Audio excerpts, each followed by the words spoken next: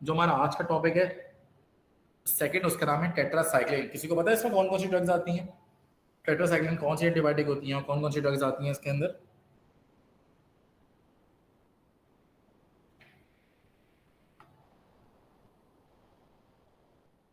इसका नहीं पता? पहली बार पढ़ रहे हैं आप सर लोग? लिंकोमाइसिन, लिब्रामाइसिन। नियोमाइसिन वो तो हमारे पास अमाइनो ग्लाइकोसाइड में आती हैं सारी की सारी। चलो खैर, टेट्रासाइक्लिन के बारे में बात करते हैं। इसके अंदर हमारे पास ये सबसे पहले एक ब्रॉड स्पेक्ट्रम एंटीबायोटिक है, मतलब ये मल्टीपल बैक्टीरिया के खिलाफ एक्टिवेट होती है, लेकिन ये बैक्टीरियोस्टेटिक है। बैक्टीरियोस्टेटिक का मतलब, बैक्टीरियोस्टेटिक उसका मतलब क्या होता है? एग्जैक्टली, बैक्टीरियल ग्रोथ को हमारे पास जो है वो रोकती है। और ये भी बैक्टीरिया, अच्छा ये जब भी हम एंटीबायोटिक पढ़ेंगे ना तो उसमें बात याद रखिएगा कि बैक्टीरिया के हम मैकेनिज्म ऑफ एक्शन और उसके स्ट्रक्चरल क्लासिफिकेशन की बेसिस के ऊपर हम लोग जो है वो उसको हम क्लासिफाई करते हैं।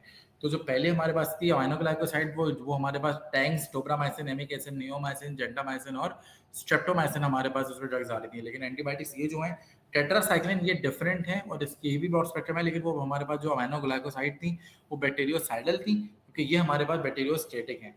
और उसके अलावा इसके अंदर हमारे पास जो जो इसमें ड्रग्स आ जाती हैं वो कौन कौन सी होती हैं? डॉक्सीसाइक्लिन है, रावासाइक्लिन है, बिनोसाइक्लिन है, उमाडासाइक्लिन है, टेट्रासाइक्लिन है, वगैरह वगैरह। तो कुछ ड्रग्स हमारे पास ऐसी होती हैं जिसका रूट ऑफ एडमिनिस्ट्रेशन, जैसे कि रावासाइक्लिन के आगे लिखा हुआ है कि ये सिर्फ और सिर्फ आईवी है। मैकेनिज्म ऑफ एक्शन इसका क्या है? सेम वही है जो अमाइनोग्लाइकोसाइड का होता है, कि हमारे पास ये वही राइबोसोम की जो 30S राइबोसोमल सब यूनिट होता है, ये उस पे जाके ड्रग जाके बाइंड करी जाती है, मतलब एब्जॉर्ब होगी, सेल में जाएगी, सेल के अंदर राइबोसोम में जाएगी, राइबोसोम की जो स्मॉल सब यूनिट होता है उस पर बाइंड कर जाती है, और साथ में प्रोटीन सिंथेसिस के प्रोसेस को भी जो है वो ये रोकती है। किस तरीके से? By interfering in the transfer of amino acid by binding to tRNA या ट्रांसफर आरएनए। तो बेसिकली जो मैकेनिज्म ऑफ एक्शन है हमारे पास प्रोटीन सिंथेसिस का पूरा, जो इंशाल्लाह बायोकेमिस्ट्री में डिस्कस करेंगे, तो उसके अंदर हमारे पास जो है ये सारी की सारी एंटीबायोटिक्स आके काम करती हैं। तो ये इंपॉर्टेंट हमारे पास एक एंटीबायोटिक है बहुत सारी। जैसे कि मैकेनिज्म ऑफ एक्शन आपको लिखा रहा था, ये ब्लू वाली जो पिक्चर आपको ऊपर नजर आ रही है, ये इसका लार्ज राइबोसोमल सब यूनिट है, जबकि जो छोटा वाला आपको राइबोसोमल सब यूनिट निकल रहा है वो येलो सा, जो ये पूरा का पूरा एक सेमी सर्कल बना हुआ है। मेरे कर्जा अगर आप लोगों को नजर आ रहा हो तो ये राइबोसोम का हमारे पास 30S का जो है वो सब यूनिट है। 50S हमारे पास ये ब्लू वाला है, पीछे ब्लू वाला बड़ा सा जो बना हुआ है गोल सा, जबकि जो ये नीचे हमारे पास लाइट येलो या ग्रीन सा हमारे पास ये कुछ है, ये हमारे पास राइबोसोम का स्मॉल सब यूनिट है। तो होता क्या है कि ये राइबोसोम पे जाके टेट्रासाइक्लिन जैसे कि लिखा हुआ है, ये खुद ड्रग जाके बाइंड कर जाती है, और ये हमारे पास मैसेंजर आरएनए जैसे कि नीचे पिंक कलर से इंडिकेटेड है, और जो ग्रे कलर से ट्रांसफर आरएनए आ रहा है, ये उन दोनों के दरमियान में आ जाती है। जब ये दोनों के दरमियान में आ जाती है तो प्रोटीन सिंथेसिस का प्रोसेस जो है वो नहीं हो पाता, और जब प्रोटीन सिंथेसिस नहीं हो पाता तो ऑब्वियस बात है उससे हमारे पास मतलब बैक्टीरियल की स्ट्रक्चर डेवलप नहीं होता, बैक्टीरियल स्ट्रक्चर डेवलप नहीं होता तो बैक्टीरियल कॉलोनी डेवलप नहीं होती, और इन्फेक्शन को हम लोग रोक सकते हैं उस हवाले से। क्लियर है सबको? बात समझ में आ रही है मेरी, मैं क्या बता रहा हूँ?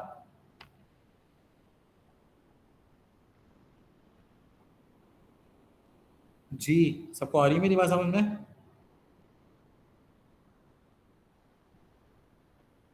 सर रिपीट कर दूं, मैं आपसे कह रहा हूँ कि टेट्रासाइक्लिन हमारे पास जो है वो एक ब्रॉड स्पेक्ट्रम एंटीबायोटिक है, बैक्टीरियोस्टेटिक है, और वो बैक्टीरियल प्रोटीन सिंथेसिस को जाके इनहिबिट करती है। किसी को पता है प्रोटीन सिंथेसिस क्या होती है?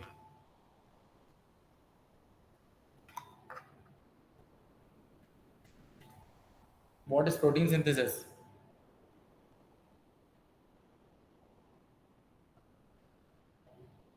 कैसे?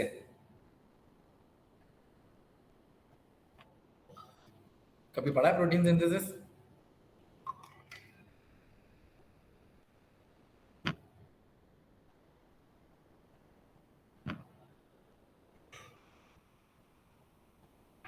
कब आप लोगों ने एनाटॉमी फिजियोलॉजी पढ़ी है? Yes sir. जी सर। सॉरी, दोबारा बोलिएगा। अच्छा, मैं आपके सामने एक वो बनाता हूँ, एक चार्ट, ताकि मैं जो हूँ वो समझा सकूँ आपको एक बात। फॉर एग्जांपल इसको कैसे कैसे करें, वर्ड डॉक्यूमेंट ही बना देते हैं चलो।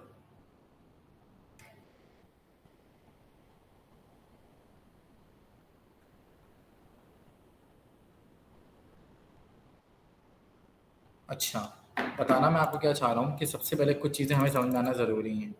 सबसे पहले हम ये बात बोलते हैं कि हमारे पास सेल के अंदर कौन से आइटम्स मौजूद होते हैं, 4 किस्म के। कौन-कौन से? एक होता है कार्बन, एक हमारे पास कौन-सा होता है? हाइड्रोजन, एक हमारे पास होता है ऑक्सीजन और एक हमारे पास होता है नाइट्रोजन। ठीक है? ये 4 एटम्स हमारे पास जो हैं, ये तीनों carbon, hydrogen, oxygen and nitrogen, और ये जो नाइट्रोजन हमारे पास है, ये भी हमारे पास जो एटम्स मौजूद होते हैं, ये 4 एटम मिल के हमारी बॉडी में क्या बनाते हैं? सबसे पहले कुछ बायोमोलिक्यूल्स। और बायोमोलिक्यूल कौन-कौन से होते हैं? प्रोटीन्स, कार्बोहाइड्रेट्स, लिपिड्स, विटामिन्स वगैरह वगैरह, वाटर, जिसमें मेरे पास H2O आ जाता है वगैरह, ये सारी चीज़ें बन जाती हैं। बात समझ में आ रही है सबको मेरी? तो हमारी बॉडी में सबसे पहले मौजूद होते हैं सारे के सारे एटम्स। और कौन कौन से एटम्स होते हैं? कम से कम ये 4 एटम्स जो है वो सारे के सारे इसमें मौजूद होते हैं। Carbon, hydrogen, oxygen and nitrogen. ये 4 हमारे पास मिल के क्या बनाते हैं? हमारे पास मॉलिक्यूल सबसे पहले प्रोटीन्स, कार्बोहाइड्रेट्स, और ये सारे के सारे मिलके हमारे पास ये बना लेते हैं। क्लियर है मेरी बात? जब बहुत सारे बायोमोलिक्यूल्स हमारे पास मिलते हैं आपस में, तो ये मिलके बनाने लगते हैं डिफरेंट किस्म के सेल ऑर्गेनील्स, जिसमें सबसे पहले मेरे पास क्या आ जाता है? न्यूक्लियस, साइटोप्लाज्म, अच्छा एक सेकंड, न्यूक्लियस, साइटोप्लाज्म, या उसके अलावा मैं बात करूँ आपसे राइबोसोम्स, या बात करूँ माइटोकॉन्ड्रिया, या बात कर लूँ गोल्गी कॉम्प्लेक्स, एक्सेट्रा एक्सेट्रा। आसान में आ रही है मेरी सबको मैं क्या बता रहा हूँ? कोई मुश्किल बात तो नहीं है अभी तक? No sir. ठीक है, बड़ी बेसिक सी बात मैं कर रहा हूँ। ओ सॉरी, बड़ा बुरा कलर हो गया। ठीक है, तो सबसे पहले हमारे पास क्या होता है? एटम्स होते हैं जो मिलकर बनाते हैं बायोमोलिक्यूल, और बायोमोलिक्यूल बनाते हैं बायोमोलिक्यूल के हमारे पास बनाते हैं डिफरेंट किस्म के सेल ऑर्गेनील्स। और सेल ऑर्गेनील्स हमारे पास कौन कौन से होते हैं? इसमें मेरे पास आ रहा है न्यूक्लियस और साइटोप्लाज्म और वगैरह वगैरह, ये सारे के सारे जो है वो इसके अंदर सेल ऑर्गेनील्स मेरे पास आ रहे हैं। ठीक है, लेकिन बुनियाद सबकी क्या होती है? एटम्स होते हैं, और एटम से हमारे पास बनते हैं उसके अंदर बायोमोलिक्यूल वगैरह। अच्छा, उसके बाद जब बहुत सारे सेल ऑर्गेनील मेरे पास बन जाते हैं, तो वो फिर जाके बनाते हैं cell which is considered as the basic structural and functional unit of life. समझ आ रही है मेरी? तो जब हमारे पास ये सारी की सारी चीजें बन जाती हैं, तो ये मिलके हमारे बनाते हैं सेल। तो point of whole discussion is कि प्रोटीन सिंथेसिस बनाने के लिए जरूरी है, अब जितने भी हमारे पास एटम्स है ना, ये चारों के चारों एटम मिलके, तो अगर मैं आपको एक फ्लो चार्ट की फॉर्म में इसको समझाने की कोशिश करूं, तो सबसे इंपॉर्टेंट हमारे पास होते हैं एटम्स। एटम्स मिलके हमारे पास बनाते हैं बायोमोलिक्यूल्स, बायोमोलिक्यूल्स मिलके क्या बनाते हैं? सेल ऑर्गेनील, सेल ऑर्गेनील हमारे पास मिलके क्या बनाते हैं? सेल। दिस इज अ, और जिसको हम बोलते हैं basic unit of life, BUOL का मतलब ये है। ठीक है भाई? तो अब बायोमोलिक्यूल जो सबसे ज्यादा इंपॉर्टेंट है वो क्या होता है? प्रोटीन। कौन सा बायोमोलिक्यूल इंपॉर्टेंट है? प्रोटीन। तो जब ये एटम्स मिलके सबसे ज्यादा हमारे पास क्या बनाते हैं? प्रोटीन हमारे पास जो है वो सबसे ज्यादा हमारे पास क्वांटिटी में बन रहा होता है। अगर ये प्रोटीन बनेगा तो ही सेल ऑर्गेनील बनेंगे, सेल ऑर्गेनील बनेंगे तो ही हमारे पास सेल बनेगा। अगर मैं ये प्रोटीन की जो फॉर्मेशन है, अगर मैं इसका स्टेप, अगर मैं इसकी फॉर्मेशन रोक दूं, तो क्या हमारे पास सेल ऑर्गेनील बन पाएंगे और इवेंचुअली सेल की फॉर्मेशन होगी या नहीं होगी? अगर मैं प्रोटीन सिंथेसिस रोक दूं तो नहीं होगी। Exactly exactly। तो होता क्या हमारे पास क्या है कि ये प्रोटीन बनाने के लिए हमारे पास ये प्रोटीन बनते कैसे हैं बॉडी में? कैसे बनते हैं? इसकी जो सिंथेसिस है, इसकी जो फॉर्मेशन हमारे पास है, वो कैसे होती है? तो इसको करवाने के लिए हमारे पास क्या मौजूद होता है? DNA। बात समझ में आ रही है मेरी? तो प्रोटीन बनाने के लिए हमारा प्रोटीन बनने का स्टेप क्या होते हैं कि DNA मिलके मेरे पास बनाता है पहले RNA, और RNA मिलके हमारे पास बनाते हैं डिफरेंट किस्म के प्रोटीन, और वही प्रोटीन आगे आगे बनाता है इवेंचुअली सेल। जो भी ड्रग्स मैं आपको बता रहा हूँ सारी की सारी वो क्या करती हैं कि वो जो DNA से पहले RNA बनता है, और आरएनए के बाद फिर मेरे पास जो है वो प्रोटीन बनता है। तो वो जो टेट्रासाइक्लिन की एंटीबायोटिक है या अमाइनोग्लाइकोसाइड है, वो आके इस प्रोटीन सिंथेसिस को या आरएनए से जो प्रोटीन फॉर्म होता है उसकी जो फॉर्मेशन है वो उसको रोक देते हैं, और जब प्रोटीन नहीं बन पाता तो उससे पूरा का पूरा सेल का स्ट्रक्चर जो है वो नहीं बन पाता, चाहे वो इंसान का सेल हो या चाहे वो बैक्टीरिया का हमारे पास जो है वो सेल हो। तो कोई भी सेल के लिए ज़रूरी हमारे पास है कि हम लोग जो है वो मिसाल के तौर पे मतलब प्रोटीन सिंथेसिस को रोकने के लिए हम लोग जो है वो डिफरेंट किस्म के एंटीबायोटिक देते हैं। बैक्टीरिया के अंदर भी प्रोटीन सिंथेसिस होती है, तो अगर हमें एंटीबायोटिक देते हैं, जैसे कि आपको यहाँ लिखा हुआ नजर आ रहा होगा लेक्चर के अंदर भी, जैसे कि मैं दिखाने की अगर आपको यहाँ पे कोशिश करूँ कि हमारे पास ये हमारे पास डीएनए है, और डीएनए हमारे पास जो है मिसाल पर ये डीएनए से हमारा मैसेंजर आरएनए की चेन है, ये लिखा हुआ है आरएनए और ये टीआरएनए। जब ये एमआरएनए और टीआरएनए आपस में मिलते हैं तो बेसिकली मिलकर ये प्रोटीन सिंथेसिस करना शुरू कर देते हैं। तो ये टेट्रासाइक्लिन जो एंटीबायोटिक है वो बीच में आके बाइंड करती है। तो if I come back to the topic, तो पॉइंट मेरे पास क्या है कि हम पढ़ना चाह रहे हैं फार्माकोलॉजी, और फार्माकोलॉजी में मैं आपको बताना चाह रहा हूँ टेट्रासाइक्लिन काम कैसे करती हैं और उनका मैकेनिज्म ऑफ एक्शन क्या है। तो उसके मैकेनिज्म ऑफ एक्शन को समझने के लिए जरूरी है कि हमें पहले समझ में आएगा प्रोटीन सिंथेसिस होती क्या है। तो सेल के अंदर पाए जाते हैं 4 किस्म के एटम जो मिलकर बनाते हैं डिफरेंट किस्म के बायोमोलिक्यूल, और सबसे ज्यादा बायोमोलिक्यूल इंपॉर्टेंट कौन सा होता है इसके अंदर? प्रोटीन्स। और प्रोटीन्स मिलके ही हमारे पास बनाते हैं डिफरेंट किस्म के सेल ऑर्गेनील, और सेल ऑर्गेनील मिलके बनाते हैं डिफरेंट किस्म के cell which is the basic unit of life. उसके अलावा अगर मैं आपसे बात करूं कि प्रोटीन बनता कैसे है, ये प्रोटीन हमारे एटम मिलके कैसे बनाते हैं, तो वो एटम्स मिलके बनाते हैं पहले डीएनए, डीएनए मिलके बनाता है आरएनए, और आरएनए से फिर हमारे पास बनता है प्रोटीन, और ये सारा काम होता है इन द राइबोसोम। तो जितनी भी एंटीबॉडी मैं आपको बता रहा हूँ, चाहे अमाइनोग्लाइकोसाइड हो या चाहे वो टेट्रासाइक्लिन हो, दोनों की दोनों ही हमारे पास जो है वो इस तरीके से चल के जो है वो काम कर रही होती है। क्लियर है मेरी बात कुछ? पक्का? जी सर। जी समझ सर। आ रही है? ठीक है, पूछूंगा बेटा एग्जाम में, बता रहा हूँ घुमा के सवाल। अच्छा, इसी तरीके से निमोनिक की हम बात कर लेते हैं टेट्रासाइक्लिन की। तो टेट्रासाइक्लिन की इंडिकेशंस और इसके अंदर साइड इफेक्ट याद करने के लिए कुछ आसान तरीके से बनाए हुए हैं। जिस तरह अमाइनोग्लाइकोसाइड में टैंक्स था, अमाइनो था, नैनो था, इसी तरह टेट्रासाइक्लिन का यूज बताया गया है कि रिमेंबर आपको क्या करना है, बीबीसी मार्वल, क्या याद करना है? BBC Marvel. और बीबीसी मार्वल से बी से क्या आता है? बुरेला की स्पीशीज आ जाती हैं। बी से सी से हमारे पास क्या आता है? क्लैमिडा की स्पीशीज आ जाती हैं। एम से हमारे पास आता है माइकोप्लाज्मा। ए से हमारे पास एक्नी, आर से रिकेट्सिया, वी से विब्रियो, एल से हमारे पास लाइम डिजीज वगैरह वगैरह। तो ये मुख्तलिफ किस्म की हमारे पास जो है वो चीज़ें जो है, मतलब डिफरेंट किस्म की बीमारियों में और डिफरेंट किस्म की बैक्टीरियल इन्फेक्शंस को हम लोग जो है वो ट्रीट करने में काम कर रहे होते हैं। तो टेट्रासाइक्लिन के जो साइड इफेक्ट्स है, जो कॉन्ट्रा इंडिकेशन है, उसको याद करने के लिए हमें याद करना है डेविल्स कैप। तो डेविल्स कैप के लिए हमारे पास डी से हमारे पास क्या आएगा? डेंटल इफेक्ट, के दांत बहुत ज्यादा अफेक्ट होते हैं, टीथ की डिसकलरेशन हो जाती है, और हमारे एनामल जो होता है वो हाइपोप्लेजिया में चला जाता है। मतलब एनीमिया की एनामल जो होता है दांतों के ऊपर, जो हमारे पास जो आउटर मोस्ट कवरिंग है वो बहुत ज्यादा अफेक्ट हो जाती है, मतलब एक तरीके से मतलब ड्रग के यूज की वजह से। ई से हमारे पास एपिगैस्ट्रिक पेन है, टेट्रासाइक्लिन वगैरह। उसके अलावा वी से वेस्टिबुलर टॉक्सिसिटी है कि सुनाई देने में, चक्कर देने में बहुत ज़्यादा मसला आता है। डायबिटीज इंसिपिडस है, लिवर डैमेज है, लैक्टेशन है, सुपर इन्फेक्शन है, किडनी डैमेज है, एंटी का एनाबॉलिक इफेक्ट है, और फोटोटॉक्सिसिटी है। तो ये डेविल्स कैप सारे के सारे उसके साइड इफेक्ट और कॉन्ट्रा इंडिकेशन जो है वो मौजूद है।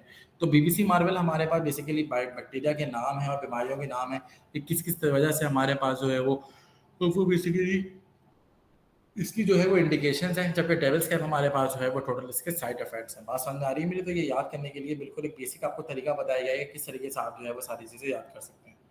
क्लियर हो रही है मेरी बात कुछ? जी सर। ठीक है, यस सर। फिर हम बात कर लेते हैं उसकी फार्माकोकाइनेटिक्स की। कोई मुझे समझा सकता है ये स्लाइड, इसमें क्या लिखा हुआ है, पढ़ के समझा सकता है कोई?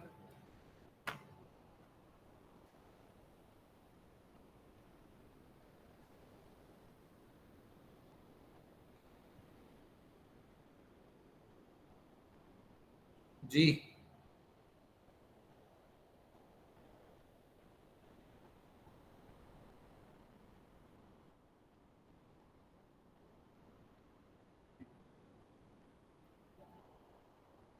ठीक है, बिल्कुल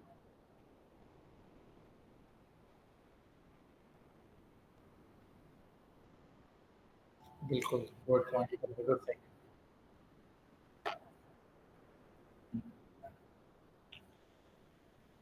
बिल्कुल। और तो हमें ये खाली पेट लेनी चाहिए, भरे पेट लेनी चाहिए? खाली पेट लेने चाहिए, बिल्कुल चाहिए उसके अलावा। और जनरली हमारे पास मिनोसाइक्लिन हमारे पास वाहिद एंटीबायोटिक है जो टीयर्स और सलाइवा तक में पहुंच जाती है, मतलब इसकी एब्जॉर्प्शन इतनी ज़्यादा होती है।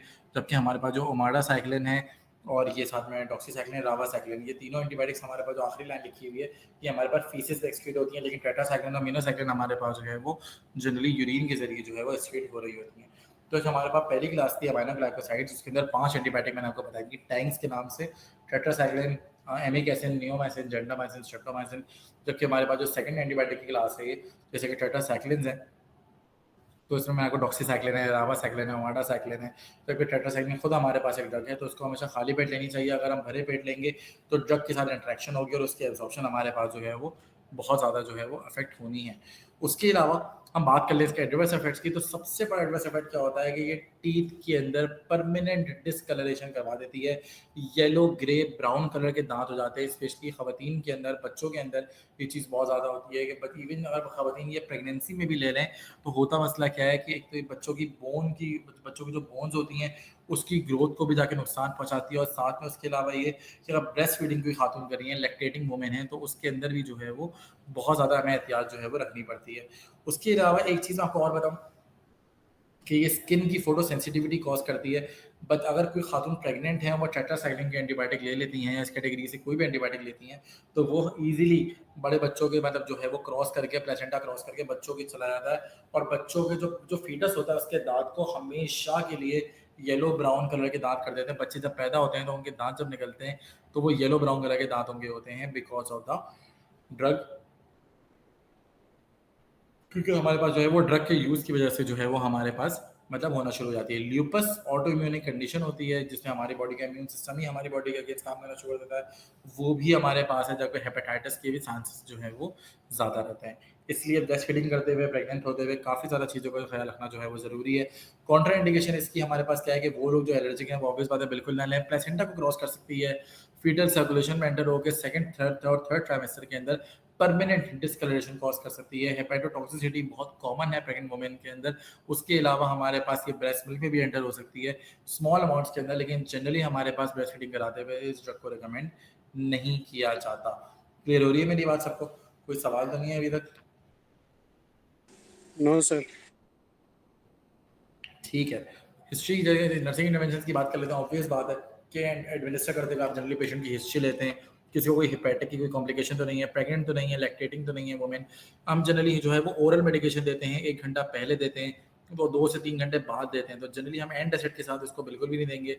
कल्चर जनरली हम पहले कर लेना चाहिए ड्रग थेरेपी देने से पहले, क्योंकि ज़्यादातर ड्रग्स हमारे पास जो है वो नेफ्रोटॉक्सिसिटी भी कॉज कर सकती है और रीनल फंक्शन टेस्ट वगैरह भी हमें जनरली करवाने पड़ जाते हैं।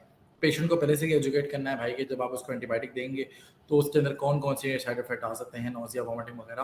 तो ये सब पेशेंट एजुकेशन है जो बीइंग ए नर्स आपकी जिम्मेदारी है, और आपको सब चीज़ें जो है वो पता होना ज़रूरी है। क्लियर है मेरी बात? Yes sir. जी ठीक है। सर। तो अभी तक मैंने आपको 2 क्लास बताई हैं एंटीबायोटिक्स की। कोई डिफरेंस बता सकता है दोनों में? अमाइनोग्लाइकोसाइड और टेट्रासाइक्लिन में क्या फ़र्क है और कौन कौन सी ड्रग्स आती हैं?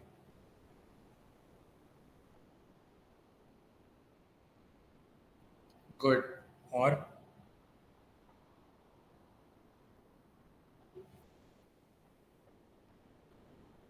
थैंक्स क्या है?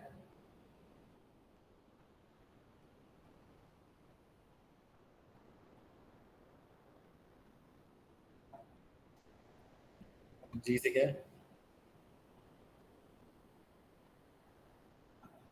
जी जी। जी से क्या है? गुड। और एस से? Streptomycin, very good. जबकि इसके अंदर हमारे पास कौन सी ड्रग्स आ रही हैं टेट्रासाइक्लिन के अंदर?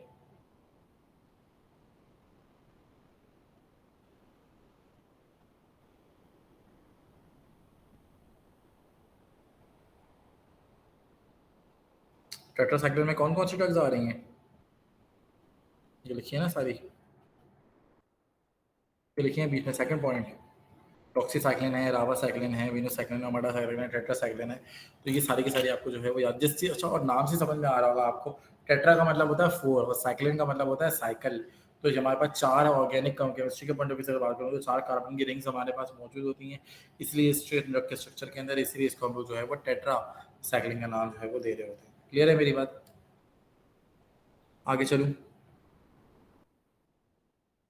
ठीक है भैया।